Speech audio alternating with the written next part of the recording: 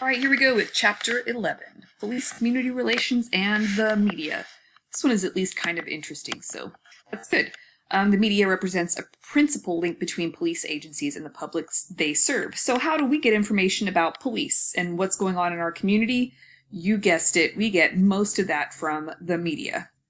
The impact on every citizen is enormous, and crime news is a major media topic. If you turn on the news right now, go to yourcentralvalley.com or even listen to the 5 o'clock news, it's very likely that there's going to be something that has something to do with crime in that episode. I don't know, whatever you want to call it. True or not, do you think, so stop and think for a quick second, do you think that the media and the way they report news has an impact on the way we, the community, view police? And I think this is one of those questions that we have talked about in class a bunch of times.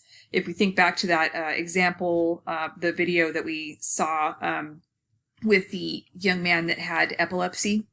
There were two versions of I showed you the video that was initially put out by the media, and then I showed you the video that showed the body cam footage of exactly what happened. So yeah, of course it does. It definitely has an impact on the way we see things.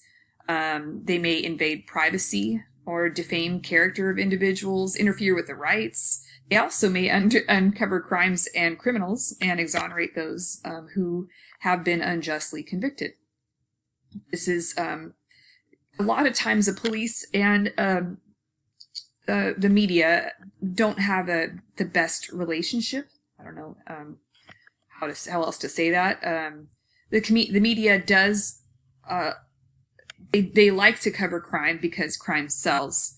If when we turn on the news, we want to know what's going on in our communities, and we're probably going to watch it if there's some sort of salacious crime or something horrible that's happening to someone. Unfortunately, we watch it. The proportion of crime news to a total newspaper, which we don't even have anymore, is anywhere from 3 to 10%. Newspapers can emphasize crime by putting it on the front page. And again, we don't really do this a lot right now, read newspapers, but same kind of deal. If you follow any news outlets on social media, you probably get notifications every time there's a news story that they want you to know about, right? I mean, yeah. Can a news story ever be totally objective? Tough. That's a tough call. Is a very fine line between covering crime not enough and covering crime too much.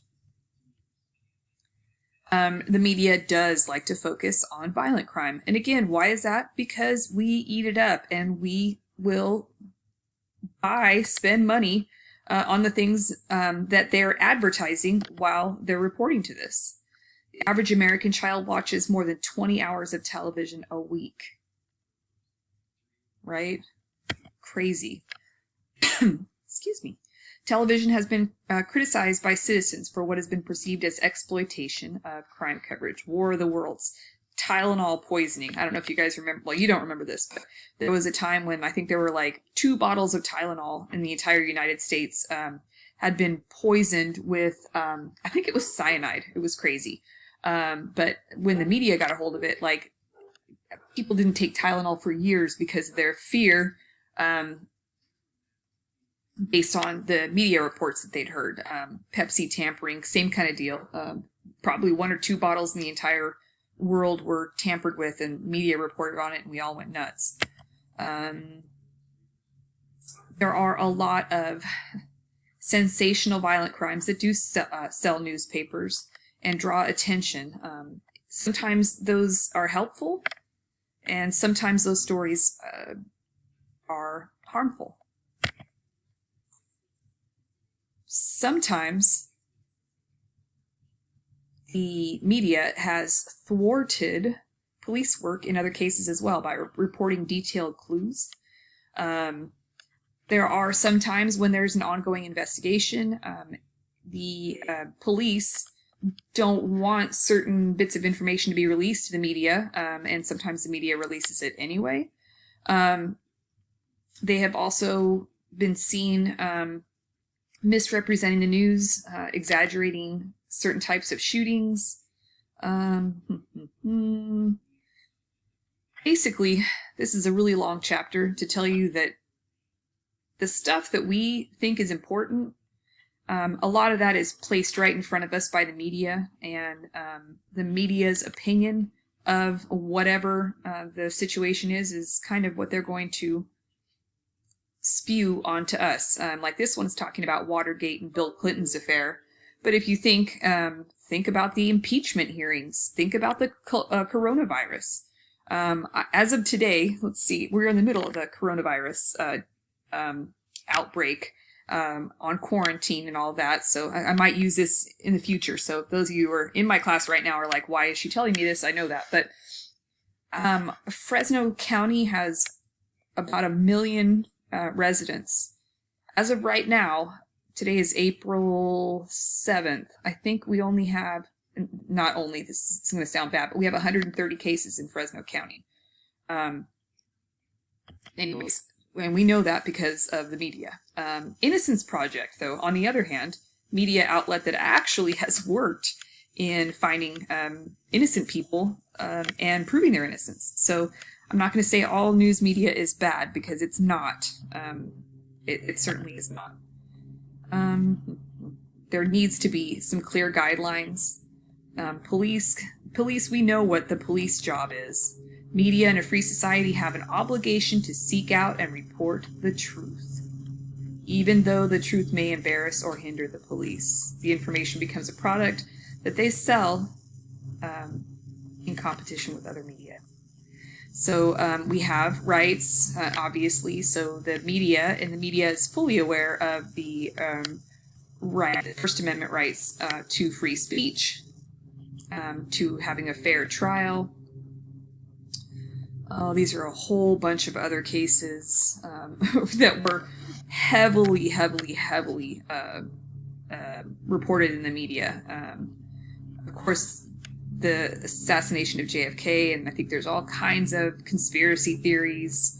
O.J. Simpson, JonBenet Ramsey, Elizabeth Smart, Kaylee Anthony. These are all examples of really high-profile cases. There are issues with victims sometimes being exposed.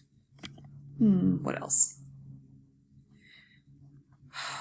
There are times when it can literally become dangerous for police when media get involved. And we're talking about things like maybe a riot situation, but more specifically a hostage situation.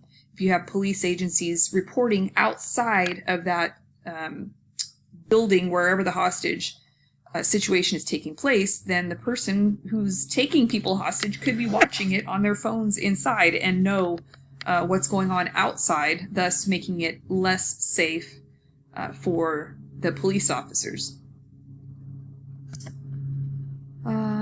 Yeah, blah, blah, blah.